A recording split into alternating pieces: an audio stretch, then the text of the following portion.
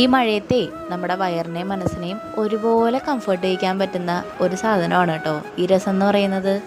രസക്കൂട്ടിനായിട്ട് പാത്രത്തിലേക്ക് നല്ല ജീരകം, കുരുമുളക്, ഉണക്കമുളക്, ഇഞ്ചി, വെളുത്തുള്ളി ഇത്രയും കാര്യങ്ങൾ ഒന്ന് ചതച്ചെടുക്കുക കേട്ടോ. ആവശ്യത്തിന് തക്കാളി അരിഞ്ഞ് വയ്ക്കുക, പുളിവെള്ളം കലക്കി വയ്ക്കുക, മല്ലിയില എടുത്ത് വയ്ക്കുക. പാൻ വെച്ച് കടുക് പൊട്ടിച്ച് നമ്മൾ ചതച്ച് വെച്ച കൂട്ട് ചേർത്ത് നന്നായിട്ട് അത് ഇളക്കി കൊടുക്കുക. ഇതിലേക്ക് ഇനി ആവശ്യാനുസരണം മഞ്ഞളും ഉപ്പും ചേർത്ത് കൊടുക്കുക. കുറച്ച് മുളക് പൊടി കൂടി ചേർത്ത് കൊടുക്കുക കേട്ടോ. അരിഞ്ഞു വെച്ച തക്കാളിയും കൂടി ഇട്ട് പുളിവെള്ളവും കൂടി ചേർത്ത് കൊടുക്കുക.